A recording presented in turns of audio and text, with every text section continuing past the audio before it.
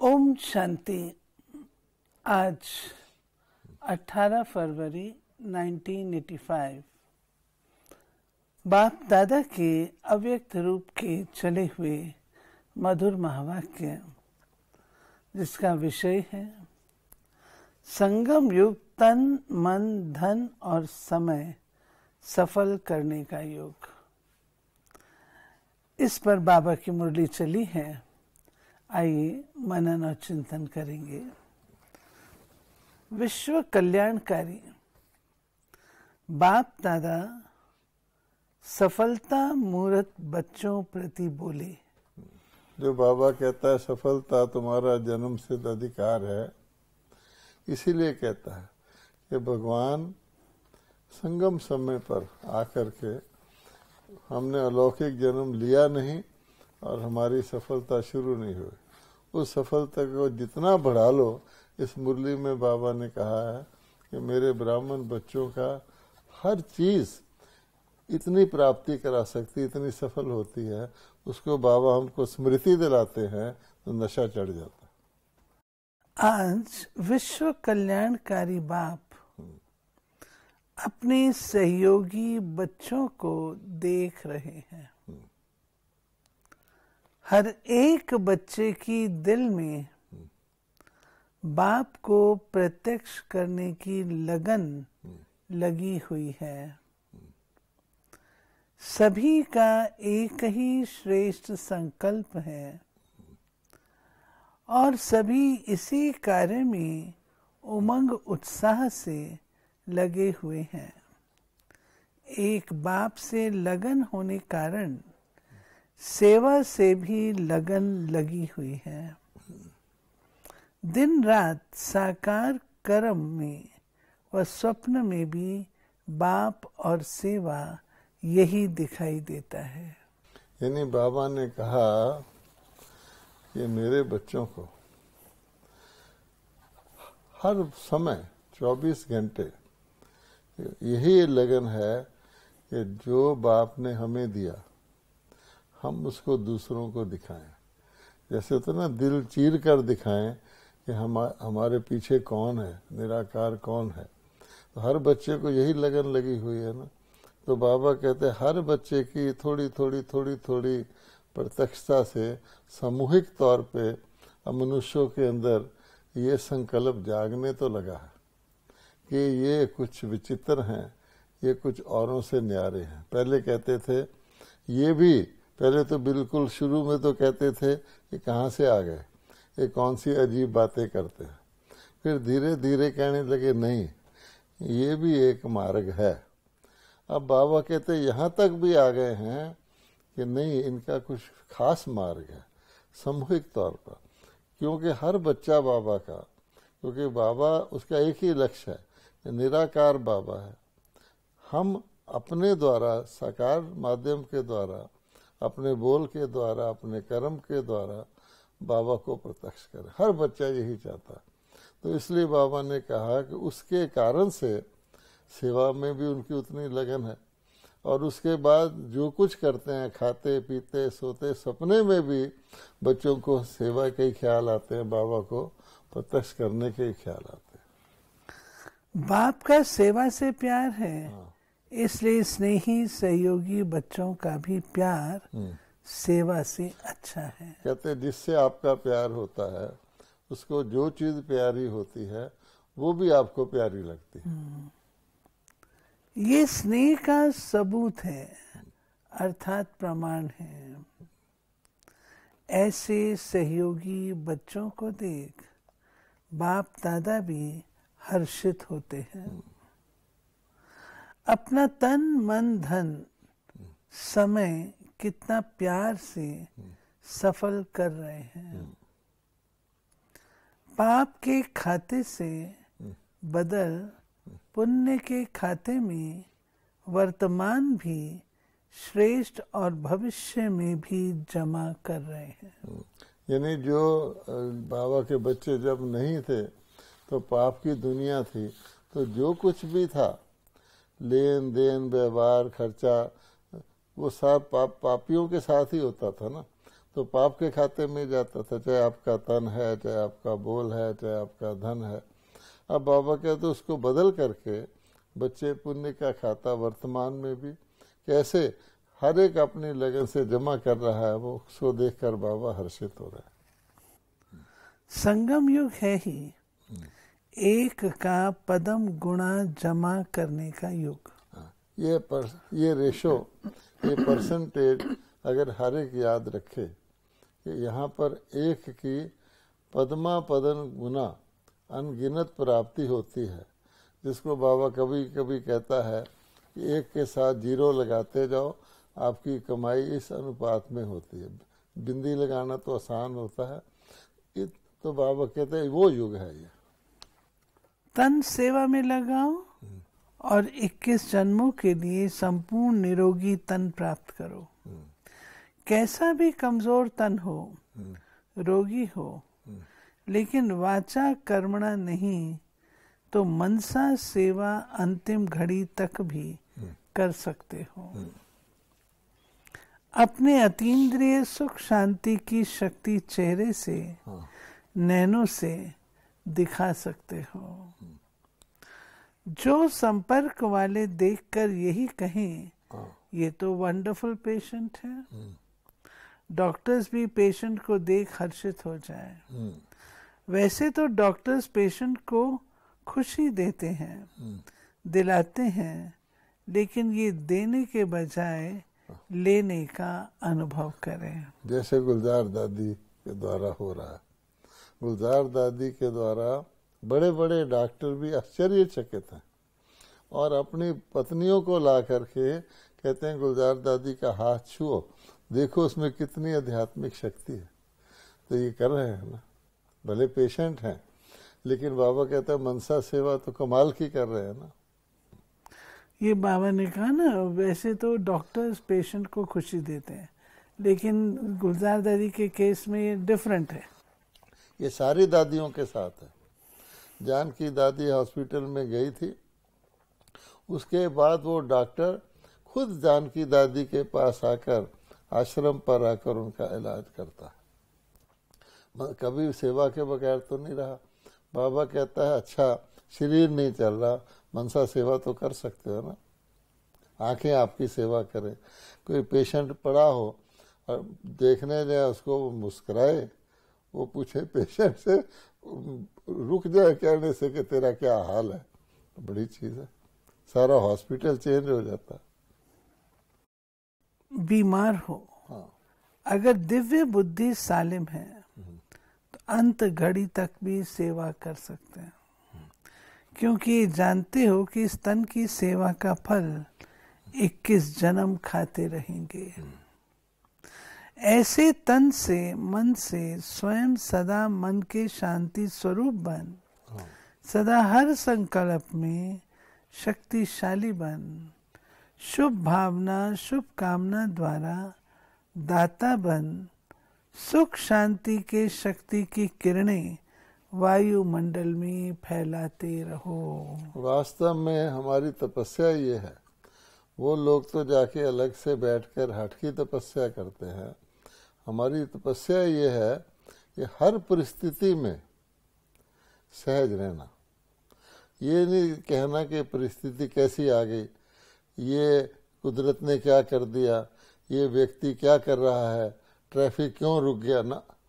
हर परिस्थिति में कहीं आपको वेट करना पड़ जाता है, तो हम ये सोचने लग जाएं कि वो व्यक्ति मुझे वेट करा रहा है, देखो ना, वो परिस्थिति मेरे पास आई है, वेलकम है कि इस परिस्थिति में मैं अगर प्रसन्न रह सकता हूँ, यही मेरी तपस्या है, क्वेश्चन ना उठे। तो बाबा कहता आपकी तो लगातार और तपस्या करते करते आप परिस्थिति जीत हो जाओ, तो फिर देखिए कि लोग कहेंगे वाह हमको ऐसा होता, हम तो ये कर लेते, इनको देखो ये तो वैसे अन्यारे हैं।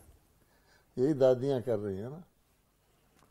जब आपकी रचना सूर्य चारों ओर प्रकाश की किरणें फैलाते रहते हैं, तो आप मास्टर रचयिता, मास्टर सर्वशक्तिमान, विधाता, वरदाता, भाग्यवान, प्राप्ति की किरणें नहीं फैला सकते हो? बाबा ने हमारी उपलब्धियां दिखाई हैं कि आप प्राप्ति की किरणें नहीं फैला सकते हो।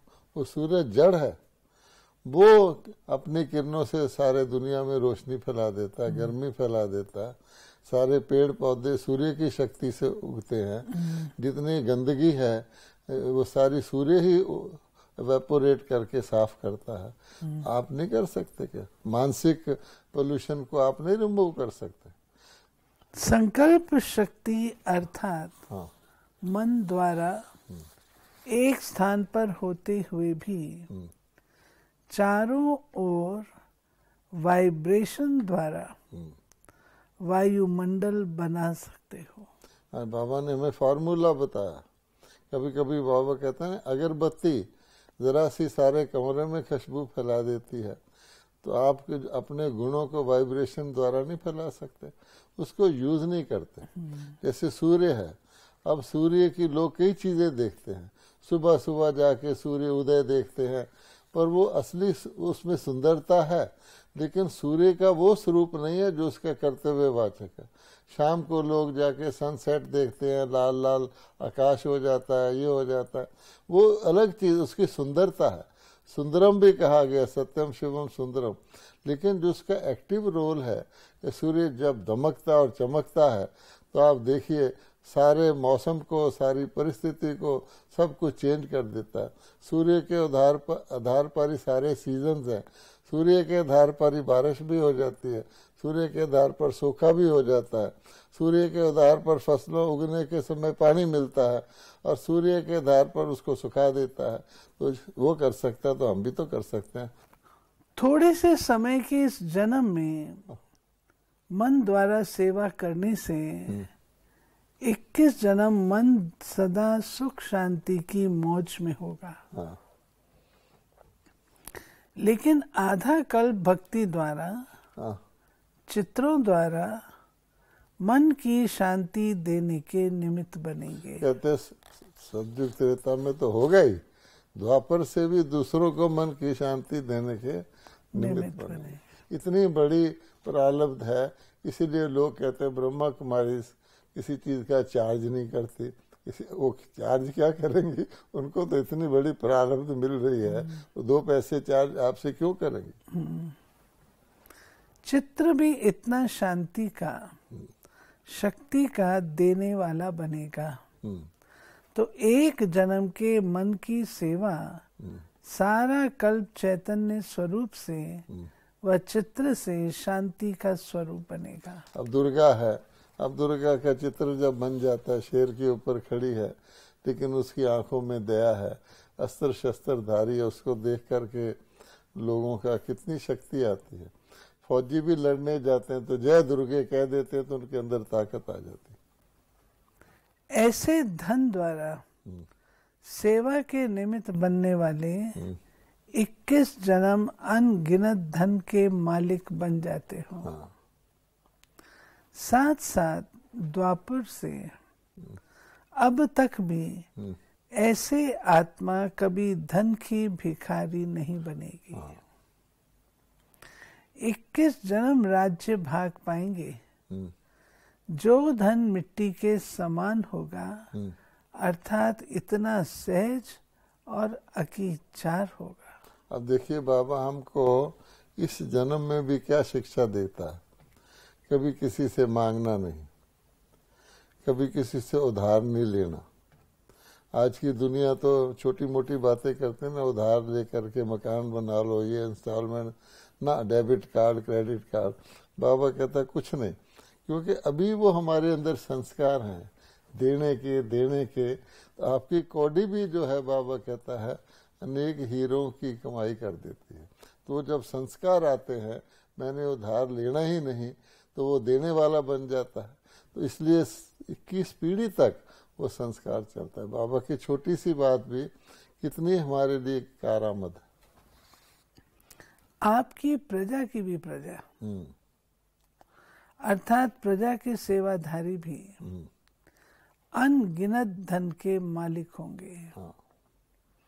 लेकिन 63 जन्मों में किसी जन्म में भी धन के भिखारी नहीं बनेंगे। मजे से दाल रोटी खाने वाले होंगे, कभी रोटी के भिखारी नहीं होंगे।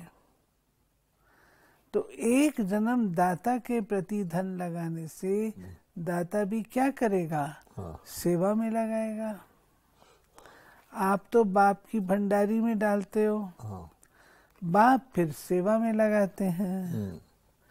तो सेवा अर्थ व दाता के अर्थ धन लगाना, अर्थात पूरा कल्प भिखारीपन से बचना। जितना लगाओ उतना द्वापर से कलयुग तक भी आराम से खाते रहेंगे। तो तन मन धन और समय सफल करना है। देखिए बाबा ने इतनी अच्छी बात बताई। तो दुनिया के अंदर भी लोग ऐसा करते हैं, लेकिन इस प्रकार की अनगिनत कमाई हर चीज से, आपके मन से, आपके शरीर से, आपके धन से, किसी भी चीज से, जिसको मतलब कोई बेशुमार जिसको कहते हैं, वो संगम पर होती है और हर एक को महसूस होता है। दुनिया वाले जब ब्रह्मा कुमार और कुमारी को देखते हैं, वो कहते हैं ये इतने संतुष्ट हैं, इतने संतुष्ट हैं, इनको किसी प्रकार का प्रलोभन होता ही नहीं है। ये हमेशा देने के लिए और ज्यादा देने के लिए तैयार रहते हैं। इसका रहस्य तो यही है ना। समय लगाने वाले एक तो सृष्टि चक्र के सबसे श्रेष्ठ समय सतयुग में आते हैं, सतो प्रधान युग में आते हैं, जिस समय का भक्त लोग अब भी गायन करते रहते हैं। स्वर का गायन करते हैं ना, तो सतो प्रधान में भी 111 ऐसे समय पर, अर्थात सतयुग के पहले जन्म में ऐसे श्रेष्ठ समय का अधिकार पाने वाले पहले नंबर वाली आत्मा के साथ साथ जीवन का समय बिताने वाले होंगे। उनके साथ पढ़ने वाले, खेलने वाले, घूमने वाले होंगे। तो जो संगम पर अपना समय सफल करते हैं, उसका श्रेष्ठ फल संपूर्ण सुनहरे श्रेष्ठ समय का अधिकार प्राप्त होता है। कैसा बढ़िया फल है। किसी को आगे कुछ समय पहले भी राजा लोग जागीर दे देते थे। कोई उनका कुछ अच्छा काम करे, ये एरिया तेरा है, उसको जागीरदार बोलते थे। तो बाबा कहता है यहाँ तो तुमको 21 पीढ़ी के लिए एक विश्व, जो भी स्वर्ग लोक है, उसके अंदर तुम्हें रोल मिल जाता है, जो आगे फिर चलता ही रहता है। स्वर्ग में एक बार ही आप व्यक्ति चला जाए तो स्वर्ग जब तक चलेगा वो वहीं रहेगा कि नहीं। तो बाबा कहते हैं सारी बात अगर बुद्धि में रहे तो कितना नशा चढ़ा रहे। अगर समय लगाने में अलबेले रहे, हाँ, तो पहले नंबर वाली आत्मा अर्थात श्री कृष्ण स्वरूप में स्वर्ग के पहले वर्ष में न आकर पीछे पीछे नंबरवार आएंगे। ये है समय देने का महत्व। देते क्या हो और लेते क्या हो। इसलिए चारों ही बातों को सदा चेक करो। तन मन धन समय चारों ही जितना लगा सकते हैं उतना लगाते हैं। ऐसे तो नहीं जितना लगा सकते उतना नहीं लगाते। बाबा कहता है हर एक को कॉपी नहीं करना दूसरे को कि वो कितना लगा रहा है। हमको खुद देखना है कि जितना मेरे में लगाने की क्षमता है उतना मैं लगा रहा हूँ, उससे कम तो नहीं लगा रहा हूँ। यथाशक्ति लगाने से हाँ, प्राप्ति भी यथाशक्ति होगी। हाँ, संपूर्ण नहीं होगी। आप ब्राह्मण आत्माएं सभी को संदेश में क्या कहते हो? संपूर्ण सुख शांति आपका जन्म सिद्ध अधिकार है। तो बाबा कहते हैं संपूर्ण शब्द याद रखना चाहिए कि संपूर्ण लगाएंगे। एक होता है अर्पण, एक होता है समर्पण, एक होता है संपूर्ण समर्पण। तो उसी हिसाब से प्राप्ति होगी ना। अच्छा, समर्पण है कि कर दिया, लेकिन बीच बीच में जब अपनी आवश्यकता हुई तब भी उसको भी यूज कर लिया। एक है संपूर्ण जीवन की नैया राम हवाले। तो बाबा कहते वो जो होंगे वो नैया पार चले जाएंगे। ये तो नहीं कहते हो यथाशक्ति आपका अधिकार है, हाँ, संपूर्ण कहते हो ना। जब संपूर्ण अधिकार है तो संपूर्ण प्राप्ति करना ही ब्राह्मण जीवन है। अब देखिए कितनी गहरी बात है। परमात्मा हमारे जीवन की, हमारे शरीर की, हमारी टोटल लाइफ की हर प्रकार की रक्षा और उस हमारी सुरक्षा करना और उसके साथ साथ हमको संपूर्ण बनाने की गारंटी करता है। कहते हैं मन मना भव, कि मेरे में मन के लगाओ तो मैं तुम्हारे सब चीज का ध्यान रखूंगा। उसके बाद अगर हम उसके सुन लिया, आ भी गए, फिर भी हमने कहा कि पहले मुझे ये सुविधा दो, फिर मैं सेवा करूंगा। मान लो कहते हैं कि फलानी जगह जाना है, तो कहे मुझे कार दोगे तब मैं जाऊंगा। क्या आदि काल में तो कारें थी ही नहीं किसी के पास। सारे हेडक्वार्टर में भी एक भी कार नहीं थी, एक टैक्सी वाले को बुलाते थे तो पहुंचते थे कि नहीं, दुनिया के कोने कोने में पहुंच गए ऐसे करते करते। तो बाबा कहता है कि इसका मतलब मैं साधनों के आधार पे साधना कर रहा हूँ। ये बात खास ध्यान में रखने की है कि कभी साधन ना मिले, हमारी साधना भंग नहीं होनी चाहिए। वो शक्ति अगर होगी तो साधन आपके सेवाधारी रहेंगे। साधन आपके इर्द गिर्द भी घूमे, आपने उनको स्वीकार नहीं करना। ये बहुत इम्पोर्टेंट है।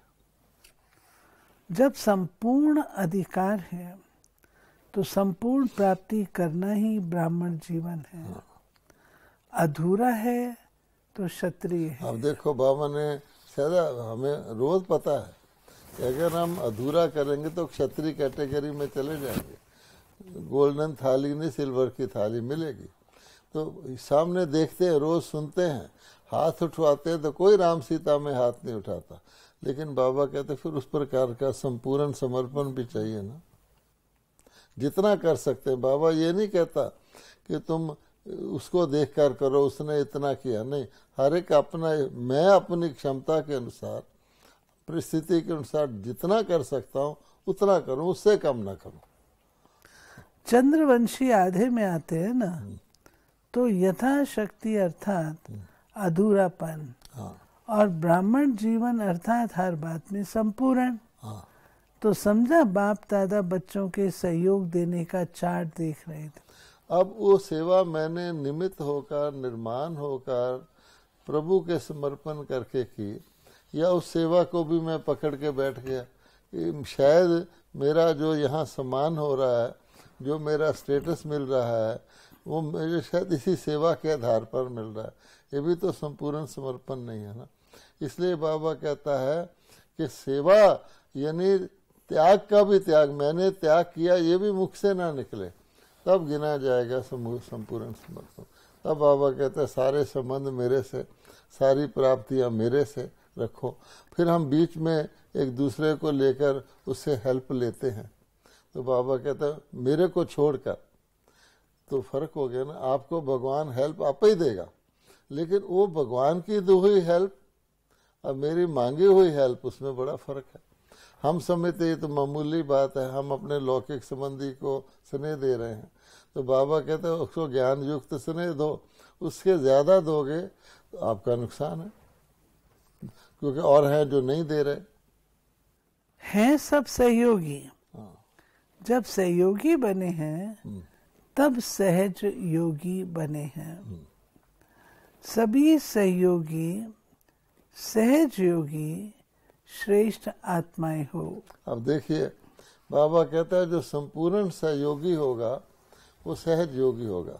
आप अनुभव करके देख लें, अगर आप में बाबा की किसी भी चीज को अपने लिए रख लिया, आपके रास्ते में विघ्न आ जाएंगे, आप सहज योगी नहीं होंगे। किसी न किसी तरीके से जो जिसको कहते हैं अमानत में खयानत किया हुआ होगा, तो आप किसी न किसी प्रकार की सेवा का चांस होते हुए वंचित हो जाएंगे। आपको चांस मिल रहा है, मान लो आपकी ट्रेन मिस हो जाएगी, चांस मिल रहा है, आपका शरीर खराब हो जाएगा। ये सारी परिस्थितियां सहज योगी के नहीं आएंगी। उसको देखेंगे उसकी लाइफ में, जिसको विघ्न कहते हैं। हम कहते हैं ये हमारा कार्य निर्विघ्न समाप्त हुआ, तो विघ्न आ ही नहीं सकता। जब बाबा कहते हैं प्रकृति के तत्व आपके अधीन हो रहे हैं, बारिश का बिल्कुल माहौल है, आपका प्रोग्राम चल जाता है, बारिश का तुबका नहीं गिरता, इससे ज्यादा और आपको क्या निश्चय चाहिए। बाप दादा हर एक बच्चे को संपूर्ण अधिकारी बनाते हैं, फिर यथाशक्ति क्यों बनते हो? वह ये सोचते हो कोई तो बनेगा। ऐसे बनने वाले बहुत हैं, आप नहीं हो। अभी भी संपूर्ण अधिकार पाने का समय है। सुनाया था ना, अभी टू लेट का बोर्ड नहीं लगा। लेट अर्थात पीछे आने वाले आगे बढ़ सकते हैं, इसलिए अभी भी गोल्डन चांस है।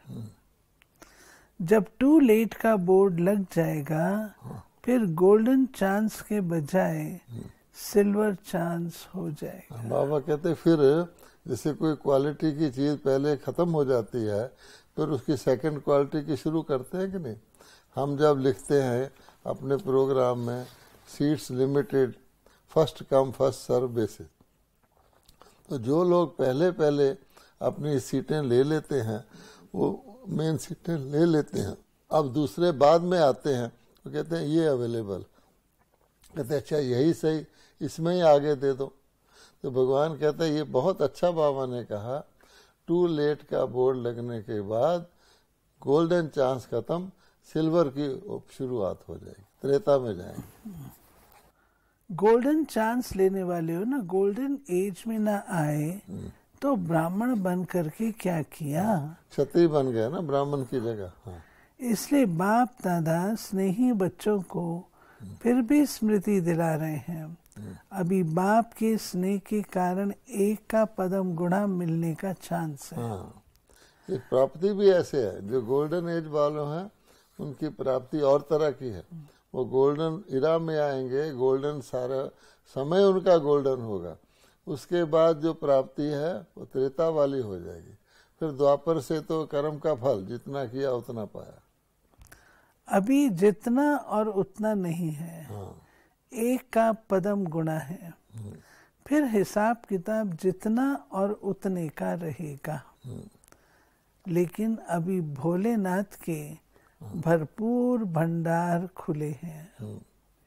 जितने चाहो जितना चाहो ले सकते हो। फिर कहेंगे अभी सत्युग के नंबर 1 की सीट खाली नहीं, इसलिए बाप समान संपूर्ण बनो, महत्व को जान महान बनो। डबल विदेशी गोल्डन चांस वाले होना, जब इतनी लगन से बढ़ रहे हो, स्नेही हो, सहयोगी हो, तो हर बात में संपूर्ण लक्ष्य द्वारा संपूर्णता के लक्षण धारण करो। लगन ना होती तो यहाँ कैसे पहुँचते? जैसे उड़ते उड़ते पहुँच गए हो, तो ऐसे ही सदा उड़ती कला में उड़ते रहो। शरीर से भी उड़ने के अभ्यासी हो, आत्मा भी सदा उड़ती रहे। यही बाप दादा का स्नेह है। यानी बाबा ने देखो विदेशियों को क्या कहा, सारी मुरली बाबा ने गोल्डन चांस लेने की कही है, संपूर्ण। तो बाबा कहता है डबल विदेशी भी जो हैं वो आए हैं कहाँ कहाँ से लेकर अपनी डबल दीवारों को फांद कर, धर्म की दीवार, भाषा की दीवार, कल्चर की दीवार, लाइफस्टाइल की आए हैं। तो बाबा कहता है आप शरीर से भी उड़ने के अभ्यासी हो, अर्थात प्लेन के बगैर तो वो आते ही नहीं, लेकिन यहाँ तक तो उड़ के आ गए, लेकिन यहाँ आकर भी यहाँ की जो प्राप्ति वो भी उड़ती कला में रहो। हर वक्त मानसिक तौर पे भी उड़ते रहोगे तो तुम भी जो है लक्ष्य वो रखोगे संपन्नता का, तो जरूर संपन्नता को प्राप्त कर लो। सदा सफलता स्वरूप बन, संकल्प समय को सफल करने वाले, संकल्प और समय, हाँ, हर कर्म में सेवा का उमंग उत्साह रखने वाले, सदा स्वयं को संपन्न बनाए संपूर्ण अधिकार पाने वाले, मिले हुए गोल्डन चांस को सदा लेने वाले, सपूत बच्चों को नंबर 1 बच्चों को बाप दादा का याद प्यार और नमस्ते। अब इसमें 2 बातें स्पष्ट करने की हैं जो बाबा ने फाइनल याद प्यार दिया है ना।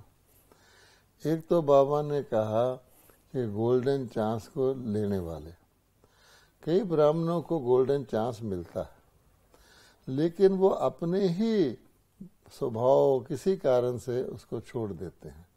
इसलिए बाबा ने स्लोगन दिया हुआ सिंपल के ना नहीं करना। अब ना हम कर देते हैं कोई ना कोई अपने साथ लॉजिक लगा के, तो बाबा कहते हैं कि नहीं, लॉजिक भी बड़ा अजीब तरह का संस्कार के अनुसार लगाते हैं। चलो मैंने नहीं किया उसने कर लिया, उसको भी तो चांस देना है, अंदर से कोई प्रकार की मुंजाइश होती है। और एक दूसरी बात थी जो शुरू में आप दोबारा पढ़ेंगे तो मुझे याद आएगी कि बाबा ने याद प्यार में कुछ, हाँ, उमंग उत्साह रखना है, संकल्प समय को सफल करने वाला। ये था कि बाबा कहता है समय को सफल करो। अब समय का जो सबसे छोटा हिस्सा है वो संकल्प है। अगर हमने समय को सफल करना है, मान लो हमने आज के दिन को कितना सफल किया, उसका जो मापदंड है वो संकल्प है कि आज के दिन में मेरा जो भी संकल्प चला वो किस क्वालिटी का चला, वो मुझे किस दिशा में ले जाने वाला चला, और मुझे उड़ती कला में ले जाने वाला चला। एक तो बाबा कहता ना एक रस, तो एक रस का ये मतलब नहीं है कि आप एक स्थान पर उड़ रहे हैं तो वैसे ही रहें। उड़ती कला में ले जाने वाला बना, या उसके अंदर कोई ऐसा इंग्रेडिएंट था जो मुझे ढीला करने वाला हो। आप देखेंगे जैसे डॉक्टर लोग खून का एक बूंद भी निकाल करके उसको एनालाइज करके बता देते हैं इसमें ये है। उन सब इंग्रेडिएंट का बना हुआ एक बूंद होता है, उसमें शक्तिशाली प्योर ब्लड भी होता है, उसमें कुछ ना कुछ कमी वाला भी होता है। तो हमें अपने संकल्प को देखना है कि हमने अगर संकल्प को समर्पित कर दिया, क्योंकि निश्चय भी संकल्प से होता है, दृढ़ता भी संकल्प से आती है। हम कहते हैं ना दृढ़ संकल्प करो, और संशय भी कमजोरी का संकल्प में आता है।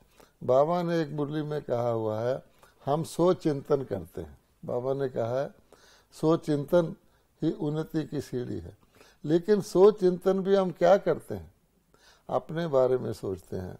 तो क्या अपनी कमियों का चिंतन करते रहते हैं, मेरे में ये कमजोरी है, मेरे में ये कमजोरी है, ये सोच चिंतन नहीं है। सोच चिंतन अपनी, जैसे सारी मुरली में बाबा ने हमको क्या किया, हमें स्मृति दिलाई कि तुम क्या हो, तुम्हें क्या क्या उपलब्धियां हैं, उसके आधार पर तुम कितने शक्तिशाली महसूस करते हो। तो स्मृति, अच्छी स्मृति, श्रेष्ठ स्मृति चिंतन में रहे। अब हम मुरली में कहते हैं मनन और चिंतन कर रहे हैं, तो वही मुरली बाबा की है, लेकिन हम उसको थोड़ा आपस में डिस्कस करके करते हैं तो कितनी खुशी होती है। ये मुरली हमने पहले भी सुनी हुई है। तब बाबा कहते हैं कि संकल्प पर ध्यान रखने से समय पर आप पे ध्यान आएगा। फिर बाबा काठमांडू तथा विदेशी भाई बहनों के ग्रुप से मिल रहे हैं। सभी सदा अपने को विशेष आत्माएं अनुभव करते हो। सारे विश्व में ऐसी विशेष आत्माएं कितनी होंगी? जो कोटों में कोई गायन है वो कौन है? आप हो ना। तो सदा अपने को कोटों में कोई में भी कोई ऐसी श्रेष्ठ आत्माएं समझते हो। कभी स्वप्न में भी ऐसा नहीं सोचा होगा कि इतनी श्रेष्ठ आत्मा बनेंगे, लेकिन साकार रूप में अनुभव कर रहे हो। तो सदा अपना ये श्रेष्ठ भाग्य स्मृति में रहता है। वहां मेरा श्रेष्ठ भाग्य जो भगवान ने खुद आपका भाग्य बनाया है, डायरेक्ट भगवान ने भाग्य की लकीर खींची, ऐसा श्रेष्ठ भाग्य है। जब ये श्रेष्ठ भाग्य स्मृति में रहता है तो खुशी में बुद्धि रूपी पांव इस पृथ्वी पर नहीं रहते। ऐसे समझते हो ना? वैसे भी फरिश्तों के पांव धरनी पर नहीं होते, सदा ऊपर। तो आपके बुद्धि रूपी पांव कहाँ रहते हैं? नीचे धरनी पर नहीं। देह अभिमान भी धरनी है। देह अभिमान की धरनी से ऊपर रहने वाली, इसको ही कहा जाता है फरिश्ता। तो कितने टाइटल हैं? भाग्यवान हैं, फरिश्ते हैं, सिक्कीलदे हैं, जो भी श्रेष्ठ टाइटल है वो सब आपके हैं। इसी खुशी में नाचते रहो। सिक्कीलदे धरती पर पांव नहीं रखते, सदा झूले में रहते, क्योंकि नीचे धरनी पर रहने के अभ्यासी तो 63 जन्म रहे। उसका अनुभव करके देख लिया, धरनी में मिट्टी में रहने से मैले हो गए। अब इसमें भी खास बात है कि आप देखेंगे कि जो बच्चे होते हैं, बच्चे माता की गोद में रहते हैं, पालने में रहते हैं, और जो बड़े होते हैं जिसको हम कहते हैं अपने पाँव पर खड़ा हो गया, वो धरती पे चलते हैं। यद्यपि उसमें भी आप देखते हैं कि धरती पर ना चले तो लोग बड़े लोगों के स्वागत में रेड कारपेट बिछा देते हैं कि धरती पर नहीं चल रहा। तो बाबा कहता है इसमें खास बात है कि सदा अपने आप को बच्चा समझो। अगर हमने बाबा की गोद में रहना है या पालने में रहना है या खुशियों के झूले में झूलना है, तो बाबा कहते हैं हम परमात्मा की संतान है। कभी भी मैंपन आया कि नहीं मैं कर रहा हूँ, तो बड़े हो गए तो धरती पर चलना शुरू कर, देह अभिमान आ जाएगा। नीचे धरनी पर अभ्यासी तो 63 जन्म रहे। उसका अनुभव करके देख लिया। धरनी में मिट्टी में रहने से मैले हो गए, और अभी सिक्कीलदे बने तो सदा धरनी से ऊपर रहना, मैले नहीं, सदा स्वच्छ।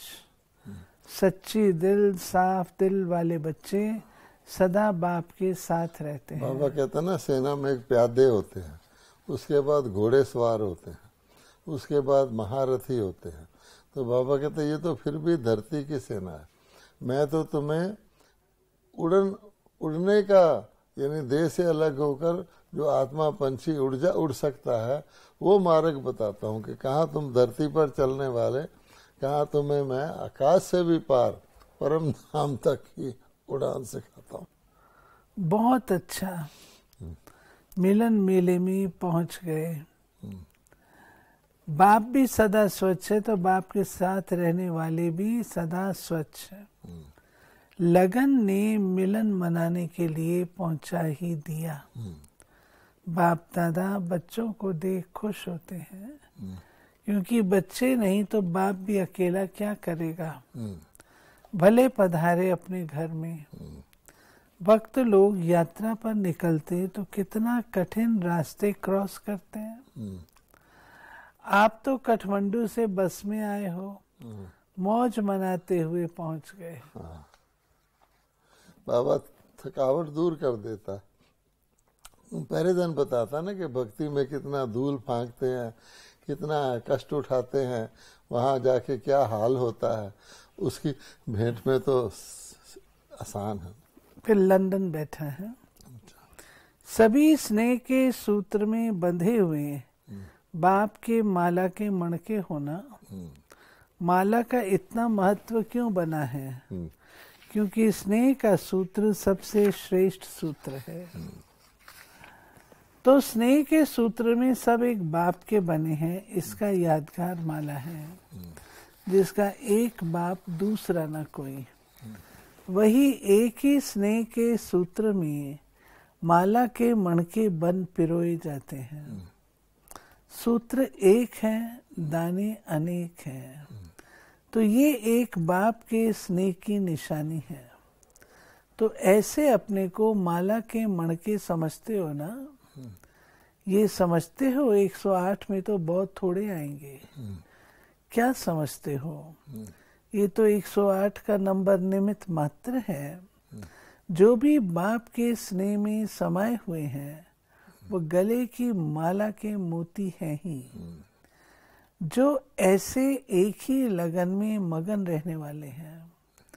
तो मगन अवस्था निर्विघ्न बनाती है और निर्विघ्न आत्माओं का ही गायन और पूजन होता है। सबसे ज्यादा गायन कौन करता? बाप करता है ना।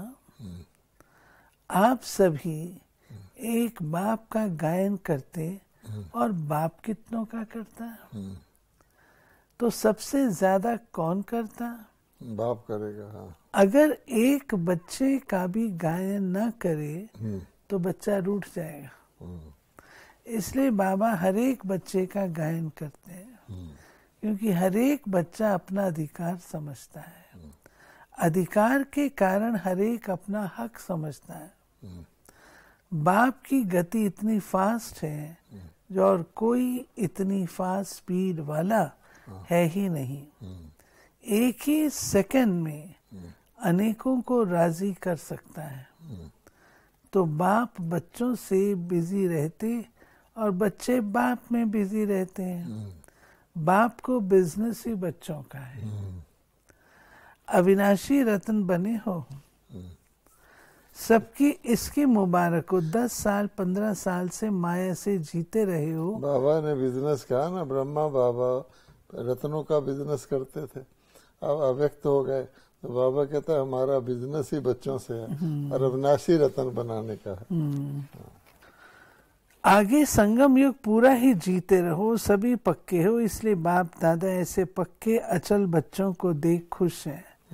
हर एक बच्चे की विशेषता ने बाप का बनाया है।